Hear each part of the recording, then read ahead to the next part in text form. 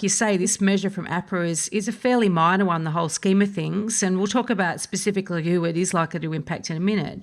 But I suspect that maybe it's fitting in the same category as a little bit of jawboning. The economy is, interest rates, the implications of increasing interest rates is more than just the housing market. You've got so many other economic factors that are reliant on low interest rates or higher interest rates or whatever.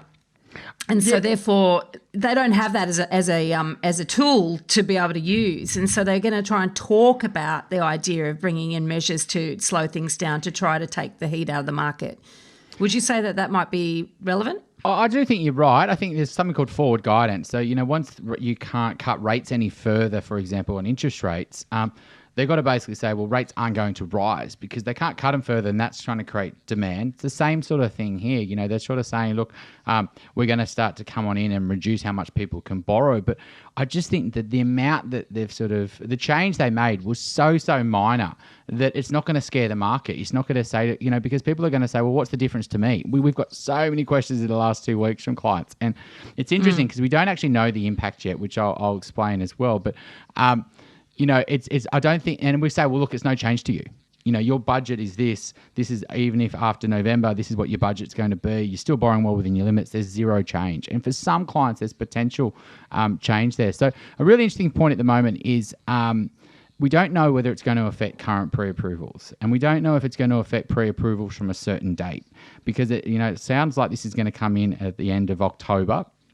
So if you get pre-approved on the 31st of October and you've got a 3-month pre-approval, that takes you, what's that up to? End of January, right? And so basically you could buy in November and December under the old rules.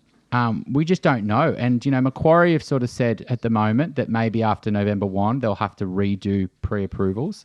That's the only banks that sort of said that. So, but it's a lot of work for the banks to redo all these pre-approvals. The problem with this APRA change, it's just so minor. They were talking about doing something called a DTI limit. So basically the amount of money you could borrow based on your income would cap out at 6 times your income. So if you're on 300 grand a year as a couple, you can borrow 1.8 million, or, we can go through all the different incomes. I'm sure everyone can times the number by 6. But if they did that, it was really hard to implement because what the banks would have to do is override all their calculators and change the way that the limit kicks in and not the assessment rate. And banks, to do that change, it's really difficult for them. And so the APRA said, well, let's just come in right now and do the assessment rate. Now, we don't know. APRA could be saying behind the scenes that we are going to implement a DTI limit, which I think is going to have a much bigger impact. You could see a 10, maybe a 15% reduction in borrowing capacity, including maybe the 5% that's already happened. So I think that would have been a bigger impact, but that's not what they did. They just increased the assessment rate by, 0.5%, which is so minor.